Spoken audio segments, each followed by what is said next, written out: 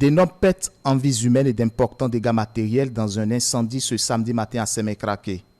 Le feu est parti de cet entrepôt dans lequel de produits pétroliers sont stockés. En recoupant les informations, il paraît qu'un véhicule, celui que vous voyez ici, en face de vous, était en train de faire ses manœuvres quand subitement il y a eu une explosion.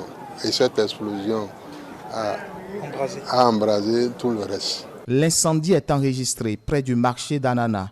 Aussitôt alertés, les sapeurs-pompiers ont été mobilisés pour maîtriser le feu. Il s'agissait d'un feu d'hydrocarbures sur un site d'entreposage et de manipulation d'essence. Les pompiers déployés ont fait tout ce qu'ils pouvaient et le feu est actuellement maîtrisé et éteint. Mais nous déplorons malheureusement le décès de 33 personnes, dont au moins un enfant. 3 personnes ont été évacuées avant même l'arrivée des secours par les gens qui étaient sur place. En termes de biens matériels, des véhicules, des moyens de transport type tricycle et des motos sont partis également en fumée. Plusieurs personnes sont calcinées. De nombreux blessés sont conduits d'urgence à l'hôpital. Le bilan pourrait s'alourdir compte tenu de l'état de certaines victimes brûlées au 3e degré. Une situation triste et déplorable. Maria Potrosu est le préfet du département de Lomé. C'est un sentiment de consternation qui m'anime eu égard aux pertes que nous avons enregistrées aujourd'hui du fait de l'essence frelatée.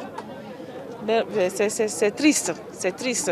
Et c'est le département qui perd une partie de sa population. Une activité qui conduit à la calcination des filles et fils de ce pays. Je pense que c'est le moment plus que jamais de repenser cette activité-là. Un drame de plus après celui de Dassazoumé, enregistré en début d'année. Des rescapés brûlés au 3e degré. Ceux-ci ont immédiatement bénéficié d'une prise en charge par le gouvernement. En vue de permettre aux familles éplorées de faire dignement le deuil dès lors, le gouvernement a pris les dispositions nécessaires pour que des tests d'ADN soient faits sur chaque dépouille.